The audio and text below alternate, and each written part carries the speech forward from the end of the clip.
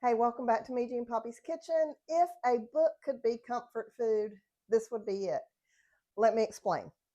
So, I'm hosting my book club tonight, and we have just read The Borrowed Life of Frederick Fife. I have to think about that when I say it because it's so hard to say, by Anna Johnston. Sweetest book. It's about this elderly man that, because of no reasons of his own, he's ended up lonely and without a place to live. And through this twist of mistaken identity, he finds himself in an assisted living, a retirement home, a nursing home, whatever you want to call it. And it's this story, and it's got all kinds of layers, but it's just this man you just love, and it's about second chances and about kindness and forgiveness, and it's a lovely, sweet book. I've loved it. But as I'm reading the book, because so when you host it at your house, you get to choose the book, and then you cook a meal for all the ladies. There's 10 of us. And some of us, not everybody, but some of us like to kind of match the food to the book. And I am one of those people. So as I'm reading the book, I'm kind of looking for what he's eating and what he likes and things like that. So I've got quite the menu for tonight. They always start with a cup of soup. So I'm going to do a wonton soup. And look at the little bowls I've got.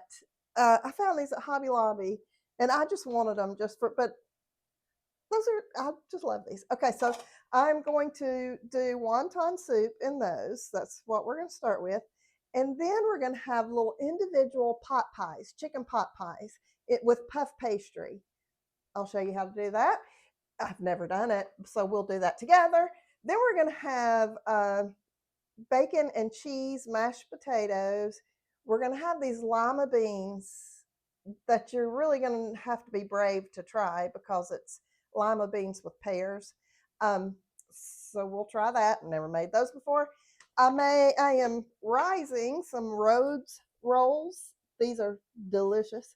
I have done those before. All right, and then for dessert, he had this meal one time that he had chicken pot pie and peach custard, and you could just tell he just loved it. So we're going to do peach custard. And also at Hobby Lobby, I found, this was years ago, I found these little individual skillets, and I got all that they had left. I think I got like 11 of them maybe. But so I love to make little desserts and things in these. So we're going to do the peach custard in these. And then I also made banana pudding. And I made that last night. And so I'll show you. And it was an easy recipe. And I did it in individual little cups. So I'll show you how they turned out. And I'll add the recipe to the bottom. I'll add all the recipes to the bottom. But those turned out really cute. And so I'm excited about my menu. Okay, so let's get started because I have a lot to do. And I meant to say this. So if you do read The Borrowed Life of Frederick Fife or any other book and you want to do a little dinner like this to go along with it, what I always do is I write out what I'm going to make. I look up the recipe, see how long. Like last night, I made the banana pudding.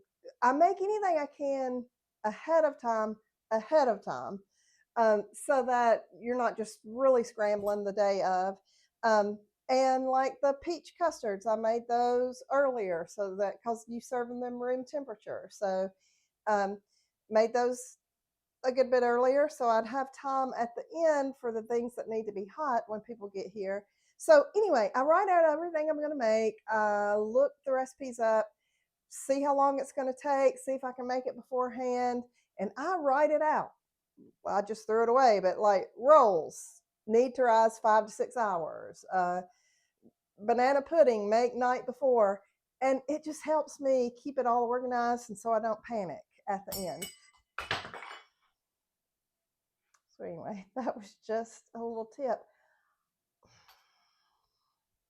All right. So I'm going to start with the custard because the peach custard, you're supposed to serve it room temperature.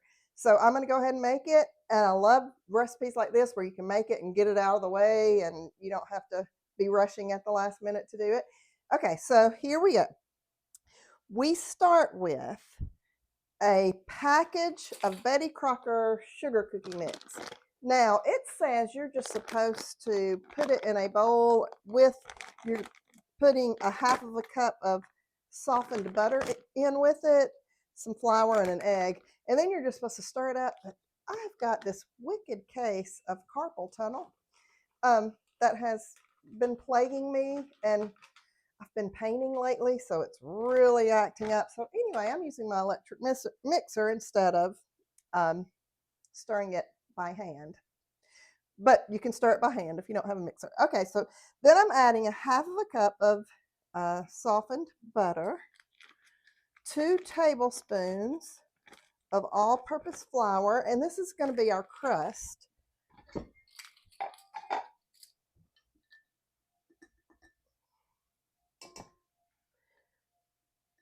And an egg. That's it for the crust. And it says you mix it until a crumbly dough forms, and then you're going to press it into the bottom of a 9 by 13 inch pan, which I'm going to be pressing it into 10 mini skillets. So that might take a minute, but it's all right. So I do love to cook, but I also love when I have people over to have things in cute little serving dishes and things. If I can, if I don't, it's fine too. Okay, awesome. So what was that, about a minute? If that. It just kind of made like a little, it looks like a little sugar cookie dough. So I'm going to go ahead and press that into the bottom. Like if I had a 9 by 13, I would just be pressing it. With this, I'm going to kind of have to play with it. I'm going to put not as much in each one. And then if I have more, I'll go back and add to it. But I'm just going to kind of make sure the bottom gets covered of these. And then I'll be right back because you don't want to see me pressing this into 10 mini skillets. Okay, so that worked out perfectly. I covered the bottom of each and it was the perfect amount. So the next thing we're going to do is cover them with 6 cups of peaches. This looks like a lot of peaches. I may not use all 6, but I may, who knows? I've never done this before. Like I said. So you're supposed to use fresh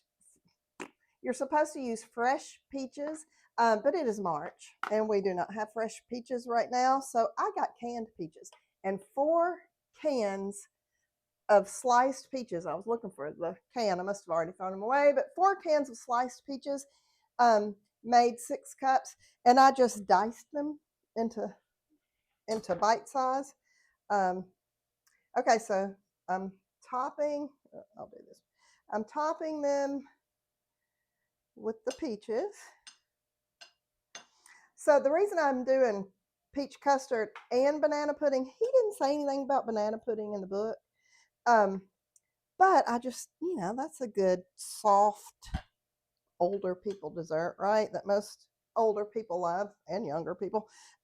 So anyway, if people, there's some people that don't like peaches. So if somebody does not like peaches, they can have banana pudding. If people like peaches and banana pudding, they can have both. Or if they don't like banana pudding, but they like peaches. You get my drift. Okay, so again, about to top all 10 of these with the peaches, and I'll let you know how that goes. So I didn't use all of them, but I used most of them. If you're using a 9 by 13, I would go ahead and just dump all 6 cups in the 9 by 13. Then we'll pour the custard over these and we will bake them and it'll be done. Oh, and I did get some vanilla ice cream if anybody wants ice cream on it. But now in a medium bowl, we are going to whisk 3 eggs, 3/4 of a cup of sugar, a cup of heavy whipping cream, 1/4 of a cup of flour, and a half of a teaspoon salt, a teaspoon of vanilla extract, and then a fourth of a teaspoon ground cinnamon is optional. Okay, so I've got the 3 eggs. And then I have 3/4 cup of granulated sugar, a cup of heavy cream is somewhere. Oh.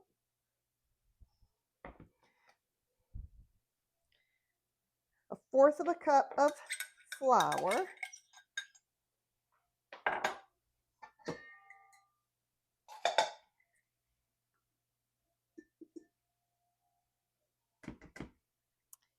A half of a teaspoon of salt.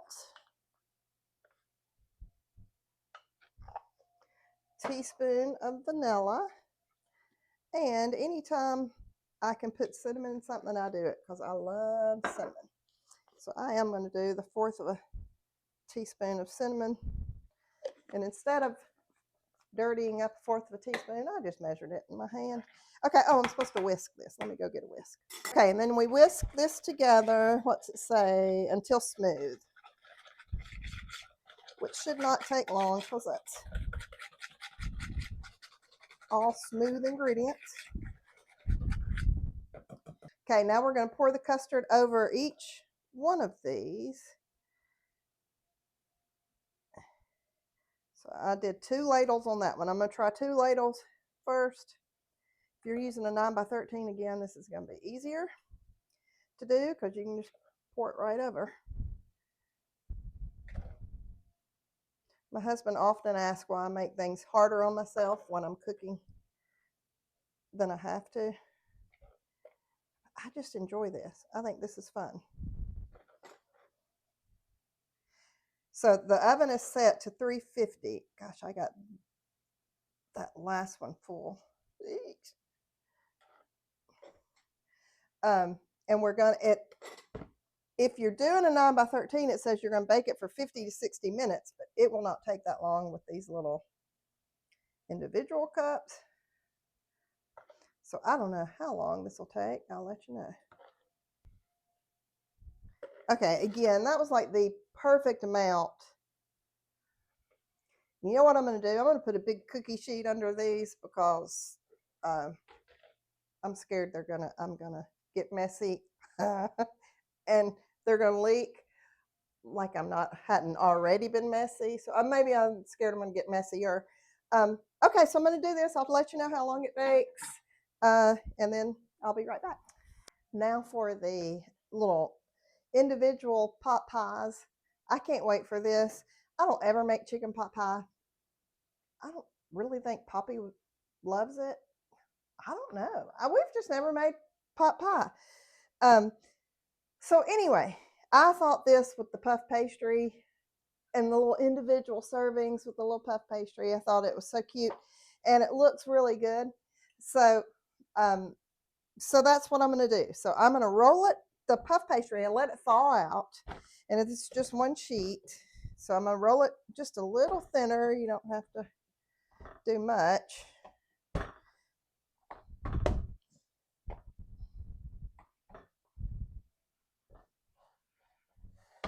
Okay, then it says to cut it into 9 squares, and it's folded 3 times, folded over like into thirds. So just cut it at its seam, and then do 3 going the other way, and you've got 9 squares. And then into a sprayed muffin pan. Get out of the way.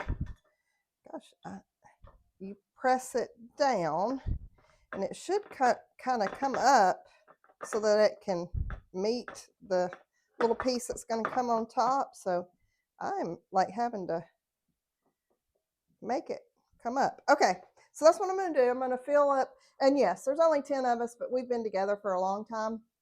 So we're not shy about saying when we want more of something. So I'm going to make more than just 10. I'm going to make the full muffin cup, and I'm sure it will get eaten. All right, I'm going to continue to do this. You just fill the muffin cup with your little squares, and I'm making sure it comes all the way up to the top. And I'll just keep doing that till they're full. That did take a little longer than I thought. I thought because they were in the little things, it would just take 20 minutes or so, but it was 45 minutes. But is that not so cute and delicious looking? I mean, a peach custard, and we're going to put vanilla ice cream on it. Yum, yum. Okay, now I'm starting with the chicken pot pie. So I filled the 12 muffin cups with the puff pastry. I put them in the oven for 350 degrees for about 10 minutes. I read that that's a good thing to do if you don't want them to get soggy, if you don't want to take the chance of them getting soggy at the bottom, which of course, who wants a soggy bottom? So I put them in the oven. Okay, so now for the filling, let me check my recipe. Okay, so we are going to, I've got 4 tablespoons butter in a large skillet. And then it says we are going to melt the butter on medium heat. Then we're going to saute onions, carrots, and celery for 5 minutes until softened. Now, I don't remember how much of all that I put, so let me go look. Okay, so I had, it says a large onion. I put about 1/4 of a regular size onion because some people don't like onion. And so I'm just going to put a little just for the flavor. And then it says 2 medium carrots. I had little bitty carrots. See, Midgie just makes, it just has to work. So I had little bitty carrots, so I just chopped some up and about how much I thought 2 carrots would be. But you can get your 2 regular sized carrots and chop them up. 2 celery stalks. Again, I had a large one, and so I just cut up one, and I cut it in little pieces because some people are funny about celery. So I'm cooking for the masses tonight. So I cut that up small. Okay, so that's what we're doing for, it says we're going to do that for about 5 minutes until softened. So I'll do this and then I'll be back. It's been about 5 minutes. So now it says to add in 3 cloves of garlic, which the stuff I get, it means it's 3 teaspoons. And then we're going to cook that for 1 minute or until fragrant, it says. You don't want to burn garlic. It becomes bitter. But boy, if you don't burn it, woo, I love me some garlic. Okay, and then we're going to gradually, oh no, I skipped a step. We are going to stir in 1/2 cup of flour and cook it for 1 to 2 minutes to remove the raw flour taste. Okay, so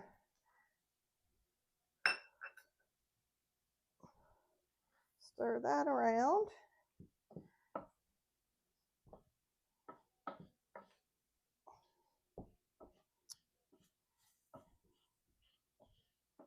Man, this smells so good already.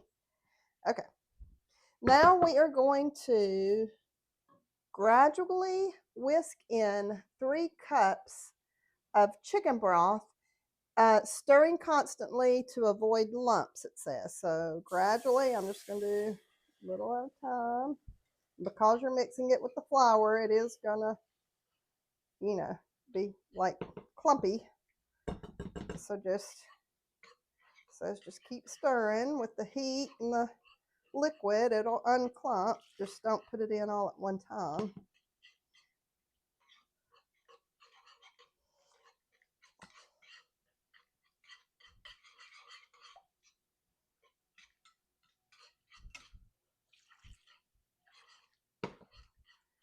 Okay. It does say preferably low sodium chicken broth, which is what I did because you're adding so much other spice to it and flavorings.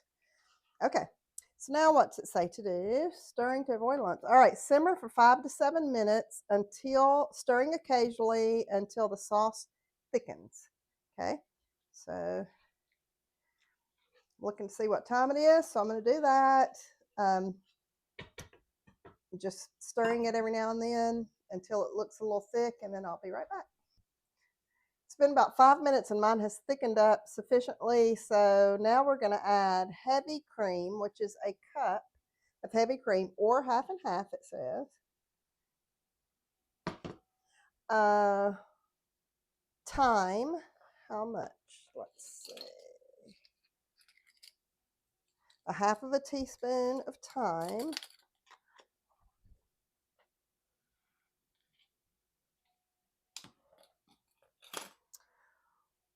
Worcestershire sauce. I'm going to start stirring this. All right, and it says the Worcestershire sauce, you don't have to add. It just says it gives it a depth of flavor, which I like the sound of that. So a teaspoon of Worcestershire sauce.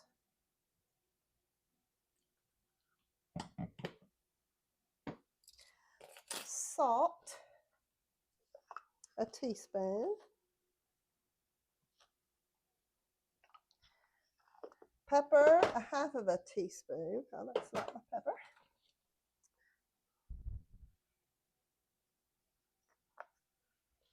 Okay, so that's it. Heavy cream, thyme, Worcestershire sauce, salt, and black pepper. Okay. Okay, so we're going to stir that together, and then we are going to add in the shredded chicken. Does it say shredded chicken? I shredded my chicken.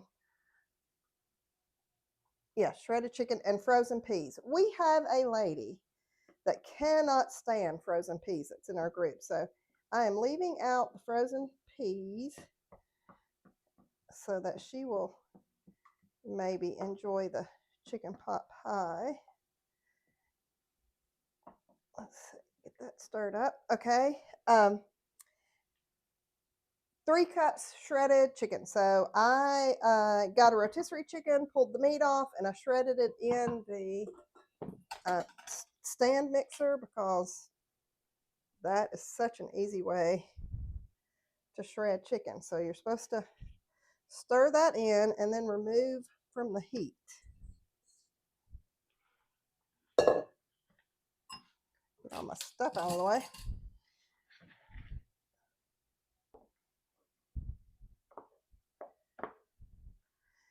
So I'm just stirring it to make sure the chicken gets kind of spread throughout because it's kind of like stuck in the middle right now. So I want it. Okay, so this is what they look like after I cooked them a little bit. So I'm going to take a cookie scoop, and it says to put in about, fill it about 3/4 of the way. Gosh, I mean, may need to make more of these. This doesn't have much filling in it. It's going to be cute. And then we're going to top these with another little puff. We're going to cut circles out of the puff pastry and put it on top. A meal that Frederick would love. Makes me happy. From the book.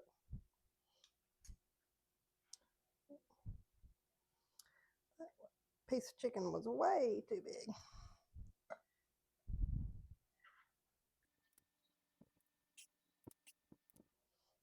Okay, I filled all 12 of those and I still have a lot left. So I think I'm going to make a little dish of it. Anyway, but first I'm going to just do these. So I'm going to get the puff pastry out. I'm going to clean up a little bit. Get the puff pastry out, cut my circles, put them on top, and I'll show you the last couple that. So I'm taking my 3-inch cookie cutter and just cutting off of the puff pastry, and I have a little decorative edge on one side, so I'm using that one just because. Okay, I've got 2 more to do, and then I have a lot of filling left. I mean, like half a pan. So I'm going to put the rest of the puff pastry in here and just make a little extra. And if anybody wants more, because these are small, they can just dip out of there, which is perfect. I'm excited that happened that way. Okay, but this is not, we're not done. We have to cut slits in it and then put an egg wash on them, but let me see what order we are doing that in. Okay, it says to press the edges down. So I'm just making sure the edges are good and kind of pressed into the other puff pastry. I guess that's the filling doesn't all pop out. Okay, and then it says cut small slits into the pastry to allow steam to escape. Okay, so I guess I'm going to cut just like 3 little small slits in it. You know how grandma's old pies used to look with the little, at least my grandmother, she used to love to make, well, my grandmother in Ohio used to love to make berry pies. And I just remember the little slits in them. Okay, and then we're going to cover it with an egg wash. And that is just an egg with a tablespoon of water, and you just kind of stir it up till the egg is broken up, and you're gonna brush it right over, and that way it makes it really golden brown when it cooks. And then you bake these at 400 degrees for 20 to 25 minutes for individual little things like this, or 30 to 35 minutes if you're doing it in a 9x13. And when it is done, I will show you what it looks like and tell you what it tastes like. I truly wish that y'all could smell this because it smells so good. If it tastes as good as it smells, we're in for a treat. So let me tell you about the other sides. Okay, so I just thought, I looked up actually because all he said about that meal was the chicken pot pie and the peach custard. So I looked up what would go well with chicken pot pie, and it said mashed potatoes. I don't like mashed potatoes. I mean, they're fine, but I don't love mashed potatoes. But I have had these before. Somebody made them, and my sister tells me about them all the time. Bob Evans, and they're already cooked for you, and they like taste just like regular, I mean, like grandma made these mashed potatoes. And it's got really good ingredients, made with fresh potatoes, no artificial colors or flavors, gluten free, made with real milk and butter. So I mean, you got a good product here. So all you do is heat it up on top of the stove or in the microwave. So I'm gonna do 2 of these with some cheese and bacon bits in there just to jazz it up a little bit. So that's one of my sides. The other side is really weird, but I was reading another book. It's called Heartburn by Nora Ephron. I was actually listening to it. Meryl Streep is the narrator, and so it made it very interesting. And the main character writes cookbooks. She's a cookbook author, and so she gives recipes along the way as you're listening to the book or reading the book. Well, one of the recipes was lima beans with pears. And I thought, lima beans with pears. At first, I was like, ugh. And then I thought, well, that might be interesting. So, as I was making chicken pot pie and mashed potatoes, I thought, okay, I'm going to have to try the lima beans with pears with this. So let me tell you what's in there. It's 3 10-ounce packages of frozen lima beans, defrosted. Then you've got 2 large ripe pears, cored, peeled, and sliced. I just got cans of pears. I didn't want to do all that. So I just got some canned pears and cut it up, diced it up. All right, and then a cup of chicken broth, a fourth of a cup of brown sugar, a fourth of a cup of chopped onion, which I omitted, but you can put it in there, fourth of a cup of light molasses. My dad would like that. A teaspoon salt and a fourth of a teaspoon pepper. You preheat the oven to 200 degrees. Combine all the ingredients in a heavy 2-quart casserole dish. Cover tightly and, well, I didn't cover it, and bake for about 8 hours. It's been baking for probably about 6 hours uncovered. Well, I'm about to cover it. Who knows? Good grief. Nobody will know. Nobody's ever had lima beans with pears, so they won't know the difference anyway. Okay, so I'll let you know how that goes. Then what? Oh, and then the wonton soup. Have you ever had these mini chicken cilantro mini wontons from Trader Joe's? These are so good. If you haven't had it, go get it. But I've also seen mini chicken wontons at Kroger where I shop most of the time. But so get you some mini wontons. Let me look. Okay, so this is so easy. So you need 12 ounces of, how much is that? Of frozen wontons. So that's 12 ounces. And this makes 3 to 4 servings. So I've got 2 bags. I'm going to do 2. Twice this recipe, and 32 ounces of ginger miso broth, which they say that Trader Joe's has a great one. I'll look for it when I got the other, and I did not see it. So it says, or any Asian broth. So I got this at Kroger, and it's chicken broth with garlic, ginger, and soy. So I thought, well, that'll be good. Okay, so you do that. You put that in a saucepan, and you heat it up on medium until it comes to a simmer. Then you add 2 cups of fresh or frozen spinach, and then the 12 ounces of frozen wontons.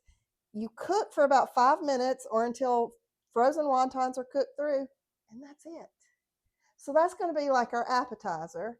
And then we're going to have the chicken pot pie, the mashed potatoes, the lima beans, the rolls, and then the desserts, the peach custard and the banana pudding. So I think it's going to be a good meal. And here's the rolls. They've been rising. And okay, now I'm going to go cover my lima beans. And I'll see you probably after everybody's gone, and I'll take pictures and videos and tell you how everything is. So here are the individual little banana pudding cups. I thought those turned out so cute. I hope they're good. And then the peach custard cups. We're going to top those with vanilla ice cream and hope those are delicious as well. Okay, so book club is over. We had a great dinner, great discussion. I highly recommend that book if you want an uplifting book that really helps you to just be grateful for the season that you're in, for the blessings that you have in your life. That is just a book that reminds you of how blessed you are, and even when you don't know it, maybe. So highly recommend that one. And the food. So we started with that wonton soup. Everybody was saying, I need that recipe. I bet this is so hard to make. I said, y'all, you simmer chicken stock, Asian chicken stock, throw some frozen wontons and a little spinach in there, and you're done. So that soup was a hit. Really, everything was really good. It was good. Those lima beans with the pears, it just gave the lima beans a touch of sweetness. They were good. I was kind of surprised, but they were good. Mashed potatoes, I added the cheese and bacon in there, so that was good. Everybody liked them. You know me, I ate them, a little bit of them, but it's not my favorite thing. But anyway, they were good for mashed potatoes. What else do we have? The rolls, those are always delicious. And then the desserts. Those were so good. Both of those were so good. So I will have all the recipes down below, and just encourage you to, if you don't have a book club, get a book club. They're so much fun. We've just enjoyed reading together, and the discussion is always so good, and I just love it. It's just a favorite part of my month. So anyway, make the recipes, get a book club together if you don't already have one, and be grateful. All right, thanks for joining us.